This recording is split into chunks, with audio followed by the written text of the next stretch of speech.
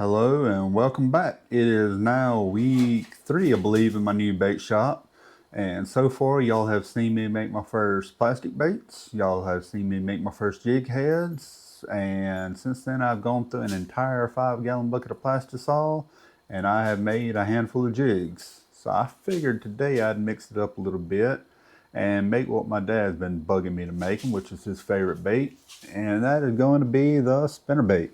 As I told y'all in the last video, I'm going to take y'all along for the ride of me doing all this stuff in my new bait shop. So this is going to be a first for me, and y'all going to see what it's like for somebody that's never made a spinnerbait to make their first spinnerbait. So I've already got the lead over there heating up, so we're going to get over there and see what we can come up with. Here's what we're working with today. We are going to be pouring a 3/8. It is called an ultra spinner. I got a do it mold. We're going to be pouring 3/8 today. I got the hooks it called for, but I got a smaller wire than what it called for because I want as small diameter wire as possible.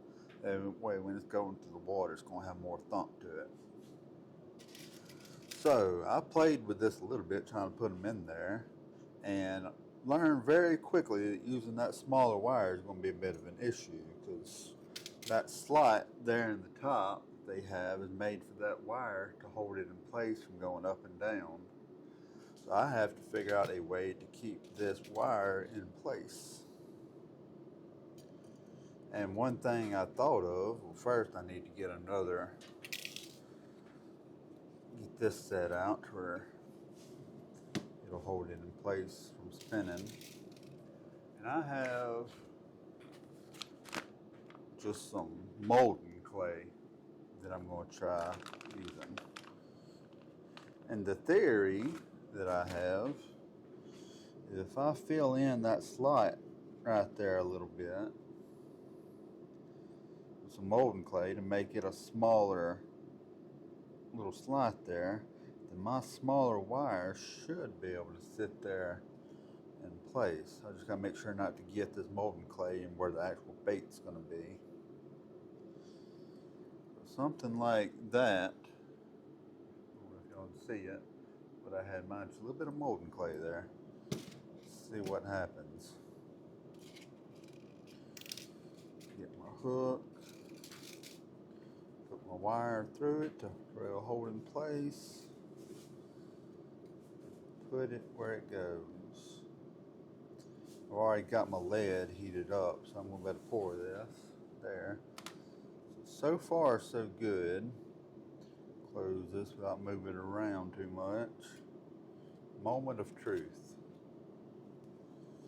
And it's not moving up and down, but it's moving sideways, but that ain't no big issue. Let me get it straight as I can. Put it in there. I think we got a solid pour. I know one thing to check for is to make sure it's running straight down that line there to make sure that your wire is straight with the hook. And this is. So now let's see if we got a solid pour. So far, so good. Pour it out. We got a nice solid pour there. I think that this molten clay that I was using is going to help me a lot with using this smaller wire because it helps hold it in place. So let's try another one, see if I just got lucky or not.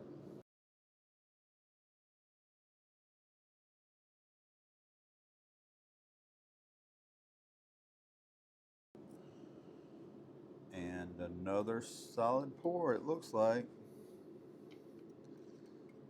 Yep, another solid pour. So somebody may have a better way of doing it, but that molten clay to be able to use a smaller wire on spinnerbaits, that's working for me. I'm going to make up a few more here, and then we're going to get over there and see if we can't get these powder coated.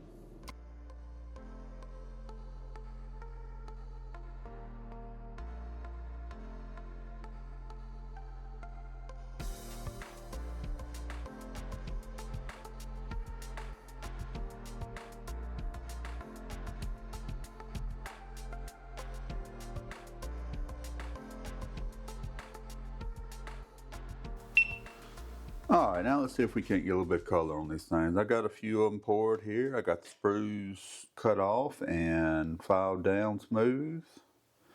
So now, the plan is it ain't going to be quite like the jigs. I can't just dip them down inside the powder coat like I did the jigs. So, after me and my dad came up with a few ideas, watching a few YouTube videos, the first thing I'm going to try is to use these brushes. Just dip it down in there and then just shake a little bit off onto my jig. If I can't get that to come out right, I'm going to use an airbrush and spray it on. First color I'm going to do is this disco orange. I'm going to get this ready. And keep my brush for it. And I'm going to get one of these heated up and try sprinkling some powder on this thing.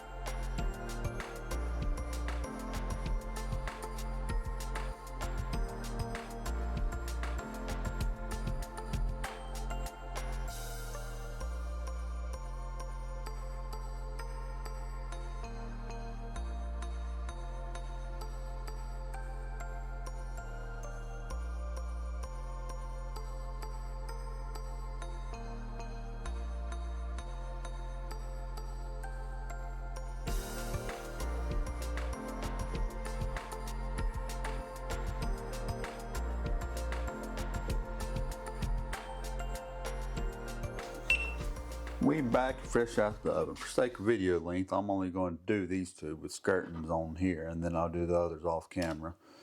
But for this orange one, my plan is, well, where did I put it? Here it is. 3 layers of this orange. It's got a little bit of gold and black mixed into it for the skirting. And for the chartreuse one, I'm going to do 2 layers of white and 1 layer of chartreuse pepper. That is our plans for that. So, but first, for the eyes, let's see, I'm going to put these white 3D eyes on that one.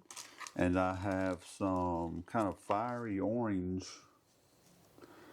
to go with that one. Let's get this going. Alright, get this out of the way.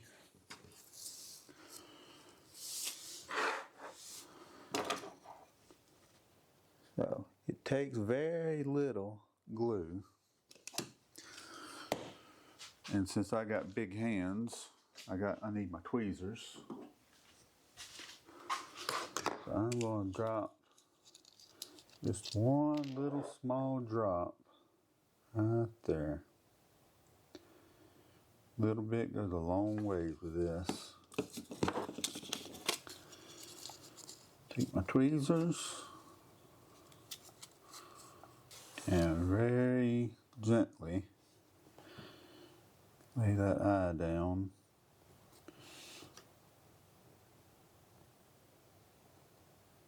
Just like that.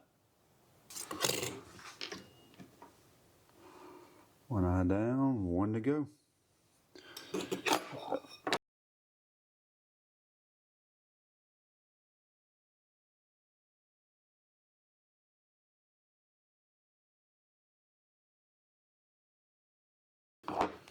There he is.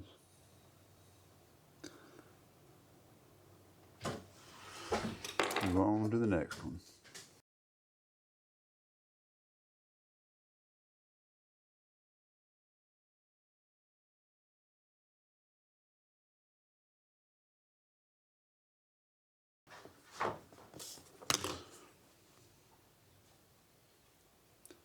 Just like that. Alright then, now for some skirting. Guess we'll start with this orange one first.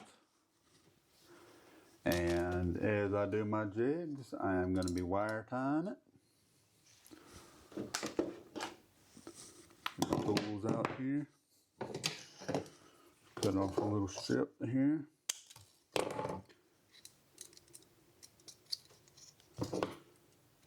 There we go. And I'm going to just lay that right there. I'm going to try using this. I ain't used this before, so see what happens. I'm just going to lean it like that. Got an idea of what I might do. Put that in there like that to hold it up and down. Yeah, I think that'll work. Okay. So I will get this laid out like that.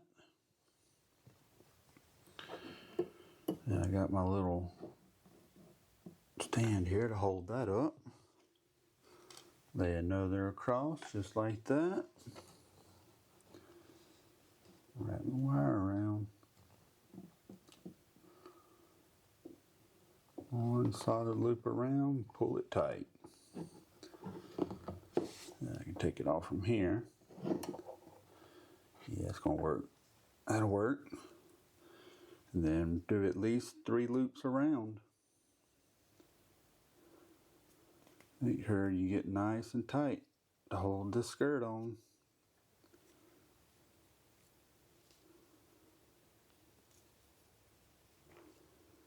And when you loops around,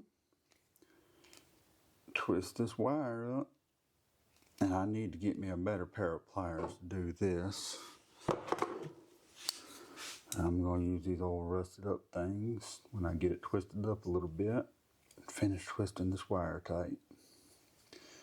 Without doing it too much, because I have broke that wire before, twisting too much. Snip off the extra. And bend over the little sprue there, little tab. And that is a wire tied spinnerbait. And just like my jigs, cut off the excess.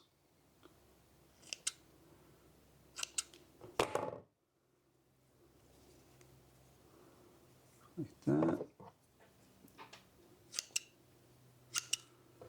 And we have a wire tied spinnerbait now. Alright, get this chartreuse one done up now. That was easy enough. Okay.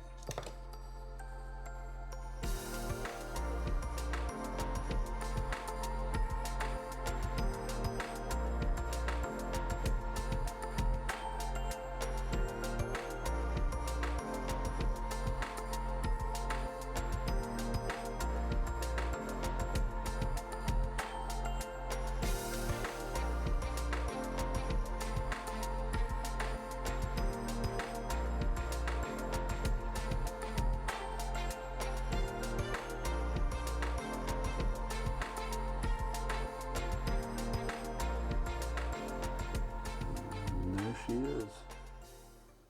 Another wire tied spinnerbait. Still got a little bit to cut on her. There we go. Now for the fun part. You can rig these up just about any way you want, but this is the example I showed at the beginning of the video. So I'm going to rig it up somewhat similar to that, since these have worked for me in the past with a little bit of different. I've got my Colorado blade, going to go with an Indiana blade, then I got my gold little balls and my spacer. Alright, so first things first, I need to get this small Indiana blade run through my clevis. And like all spinnerbaits, you want the spoon there facing towards the bait. We'll get that run right through there. Or if y'all can't see through my big hands. Alright. I'm going to do 2 balls. Get it fed on there. Go with my little spacer. And then this bigger one, make a lot of racket. And now I need to bend this wire over a little bit to hold on my last big Colorado blade. I got these little round nose pliers. See what they do. Right here on the end, bend it over to it's just about touching. There we go. Now I'm going to slide this on that end like so. Take these big old rusted up pliers and finish bending that over till it's touching. Just like so. That ain't going nowhere. And that, I believe, folks, is a finished spinnerbait. Not bad, not bad, not bad. So I think, you think that's going to catch me some fish? Seems to be working good. So let's get this other chartreuse one done.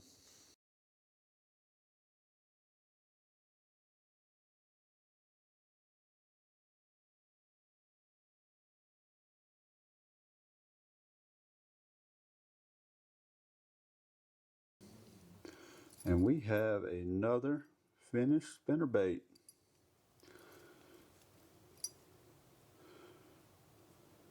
Not bad, not bad. Where's that other one?